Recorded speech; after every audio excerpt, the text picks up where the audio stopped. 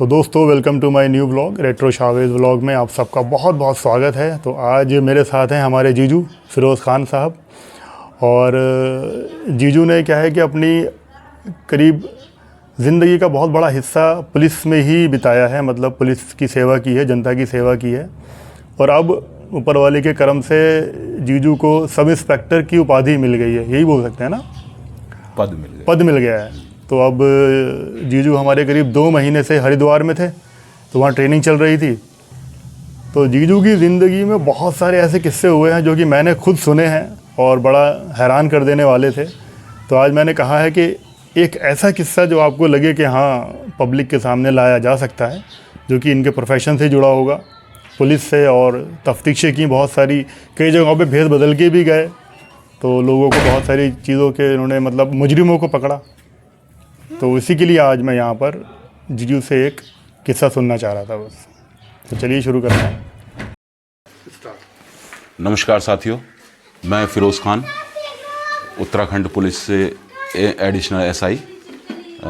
मैं वर्तमान में डिस्ट्रिक्ट नैनीताल में नियुक्त हूँ। और वैसे बेसिकली मैं काशीपुर डिस्ट्रिक्ट उधम सिंह नगर से बिलोंग करता हूँ और प्रेजेंट में डिस्ट्रिक्ट नैनीताल थाना तल्लीताल में एडिशनल एसआई के पद पर नियुक्त हूँ। और मैं आपसे क्राइम स्टोरी से रिलेटेड कुछ बातें शेयर करना चाहता हूँ। रेट्रो शावेज ब्लॉग पर आप सभी भाइयों का हार्दिक अभिनंदन और स्वागत करता हूँ। आपने इतने बिजी शेड्यूल में से अपना इतना कीमती समय निकालकर आप इस ब्लॉग को लाइक करते हैं और पसंद करते हैं। सो दिल से बहुत बहुत धन्यवाद आप सभी लोगों का। तो मैं आप सभी के साथ में अपने प्रोफेशन, अपनी नौकरी और अपनी सर्विस के कुछ पल शेयर करना चाहता हूं, जिसमें एक क्षण हमारे साथ ऐसा आया कि मैं 2014 में STF special task force Uttarakhand में नियुक्त था और मेरी टीम मेरे साथ काम कर रही थी। तभी हम लोगों को एक ऐसी इन्फॉर्मेशन मिली जो कि बहुत ही हीनियस क्राइम से रिलेटेड थी। अब क्राइम का सीन ये होता है कि क्राइम से पहले ही अगर हम उस क्राइम को कवर कर जाएं तो क्राइम होने की संभावना ख़त्म हो जाती है और एक हम समाज को अपराध मुक्त शांति व्यवस्था का स्वरूप दे सकते हैं। तो हमने उस फील्ड पर काम करना चालू किया, उस इंफॉर्मेशन पर काम करना चालू किया। वो इंफॉर्मेशन ये थी कि हमें एक जेल से एक नंबर प्राप्त हुआ था जो कि हमारे गुप्त सूत्रों द्वारा हमें मिला था। और उस नंबर को जब हमने अपने सर्विलांस के माध्यम से उसको एक्टिवेट किया और उसको चालू किया, जो कि हमारी गोपनीय संस्था के माध्यम से हमको प्रोवाइड सिस्टम से होता है, उसको चालू किया, तो हमको उस नंबर पर एक इतनी महत्वपूर्ण इन्फॉर्मेशन मिली जो कि बहुत ही हीनियस क्राइम होने वाला था। उसकी इन्फॉर्मेशन हमको मिली, हमने उस पर काम किया। नंबर पर वो इन्फॉर्मेशन ये थी कि किसी सेलिब्रिटी का किसी सुपारी किलर द्वारा मर्डर किया जाना था और उस मर्डर होने के बाद शांति व्यवस्था भंग होने की बहुत बड़ी संभावना थी। मतलब मर्डर हो सकता था जी। अच्छा। वो अगर ये क्राइम हो जाता तो सर शांति व्यवस्था भंग होने की बहुत बड़ी संभावना थी, क्योंकि वो ऐसे सेलिब्रिटी थे। अब उनका नाम तो मैं शेयर नहीं करूँगा, लेकिन मैं आपको उस क्राइम से रिलेटेड ये जानकारी देना चाहता हूँ जिससे कि आप भी अवेयर हो जाएं और इन चीज़ों से अवेयर होते हुए अपने जीवन को सुरक्षित करें और अपने आप को सुरक्षित महसूस करें और हमारी police, Uttarakhand police, India police पर आप गर्व महसूस करें।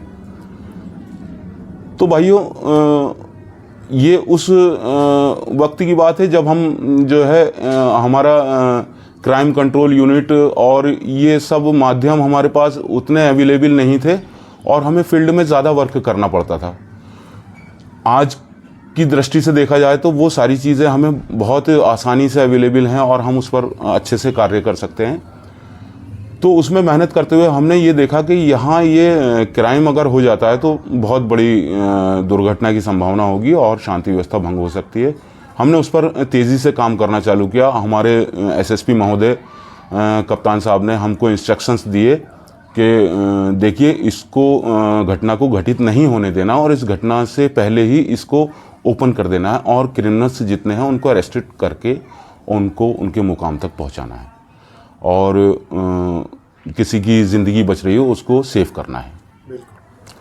तो हम उस कार्य पर अपने लग गए बड़ी मेहनत और शिद्दत के साथ में। और ये कहते हैं कि किसी काम को अगर शिद्दत से किया जाए तो उसमें कामयाबी बिल्कुल मिलती है।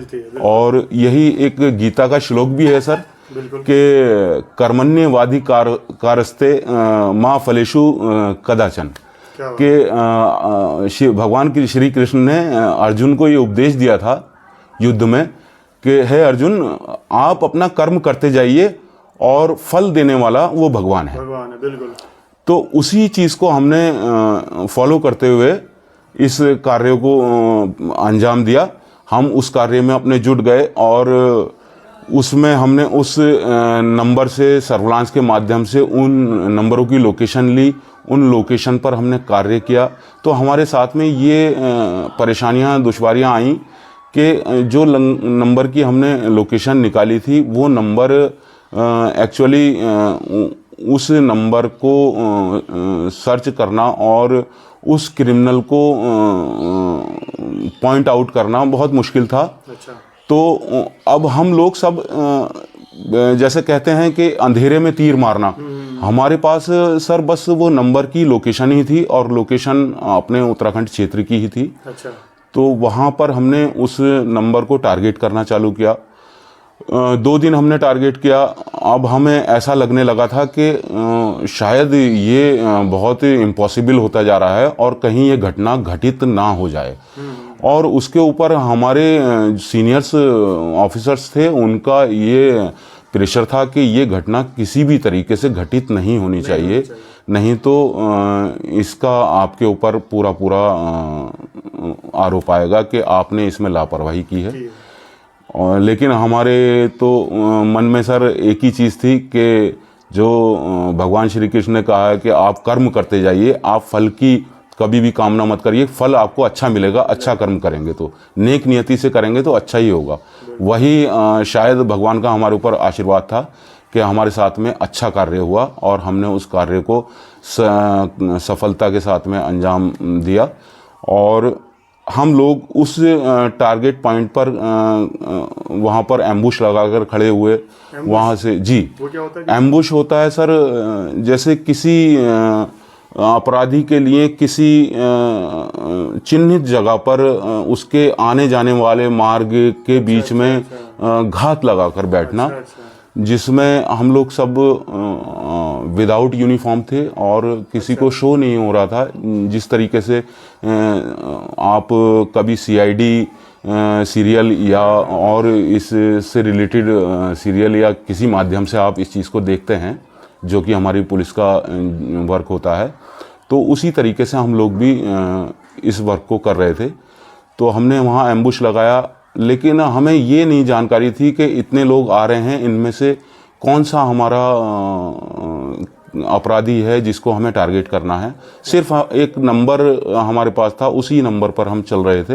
अच्छा। और उसी नंबर पर चलते चलते हमने ये देखा, नर्वस तो हो ही चुके थे कि शायद काम मुश्किल है और ना हो पाए, क्योंकि हमें क्रिमिनल चिन्हित नहीं था। फिर भी हम अपने कार्य में लगे रहे, व्यस्त रहे। तभी हमें अचानक से एक बाइक जो कि न्यूली थी और मेरे आइडिया से पल्सर ब्लैक, अच्छा। और उस पर UA 06 कुछ नंबर था, वो मुझे अभी पूरा कंफर्म याद नहीं है, लेकिन इतना मुझे याद है। उसको हमने देखा तो वो 1-2 राउंड हमारे सामने से आई और गई। तो वर्बली तौर पर हमने सोचा कि आम तौर पे लोग चलते रहते हैं, आई गई, लेकिन पुलिस की दृष्टि कहते हैं कि पुलिस की दृष्टि शक करने की होती है, और किसी भी चीज़ को देखकर अगर पुलिस शक करती है तो उसका कुछ ना कुछ रीजंस होता है, और वो शक करने की दृष्टि हमारी वहाँ काम कर गई। वो शक करने की वजह क्या थी सर? वो शक करने की वजह ये थी कि 14 में हमारा उत्तराखंड का नाम पहले 14 से पहले उत्तरांचल था, और जो कि बाद में बदलकर उत्तराखंड हुआ। तो आरटीओ उत्तराखंड की सीरियल प्लेट में यूके लिखा जाने लगा। पहले यूए लिखा जाता था उत्तरांचल, लेकिन बाद में यूके लिखा जाने लगा। तो वो यूके हमारी शक की रडार पर आया कि ये इसमें यूके ना होकर यूए है, और बाइक न्यूली है, और ऐसा कैसे हो सकता? अगर बाइक ओल्ड होती तो वो बात समझ में आने वाली थी, लेकिन बाइक नई थी, तो हमने सोचा ये शायद डाउटफुल है। तब हमने उसको रोका। उस पर 2 व्यक्ति सवार थे। वो 2 व्यक्ति जब हमने रोका तो वो थोड़ा सा सकपकाए और घबराए।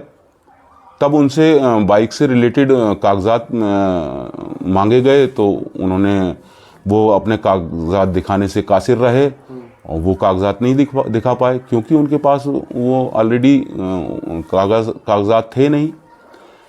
तब हमने उनसे और ज़्यादा दबाव प्रेशर देकर जब पूछा, तो उन लोगों ने बताया कि सर हमारा घर यहीं है, बराबर में ही, और हम घर से लाकर पेपर वगैरह गाड़ी के आपको दिखा सकते हैं।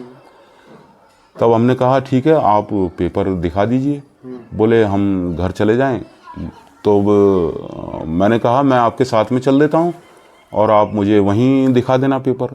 जब मैं और एक मेरे साथ में मेरे सहयोगी उनके साथ उनके आवास तक गए, वहाँ जाकर उनके गले में एक ब्लैक कलर का बैग था। उन्होंने वो बैग सडनली उतारकर एक तरफ फेंका। अच्छा। फेंकने का थोड़ा सा हमें और शक हुआ, क्योंकि नॉर्मली कोई भी सामान होता है हम अपने घर में एंटर करते हैं तो उसको इजीली वहाँ पर रखते हैं उसकी मुकम्मल जगह पर। वो ना करते हुए उन्होंने उस चीज़ को फेंका, तो हमें थोड़ा सा और डाउट हुआ। फिर हमने उनसे पेपर वगैरह पूछे तो उन्होंने। तो दोस्तों मैंने इस वीडियो को 2 पार्ट में डिवाइड कर दिया है, क्योंकि वीडियो काफ़ी लंबा हो गया था और किस्सा बहुत ही इंटरेस्टिंग है। तो इसका पार्ट 2 मैं कल अपलोड करूँगा, तब तक आप थोड़ा सा इंतज़ार कर लीजिए। इसका क्लाइमैक्स बहुत ही शानदार है, और फिरोज़ जीजू ने जिस तरह से इस किस्से को बयान किया है वो एकदम मुझे बहुत ऑसम लगा है, जिस तरह से वो बात कर रहे हैं और बता रहे हैं। तो जुड़े रहिए, कल इस वीडियो को कंप्लीट देखते हैं पार्ट 2 में।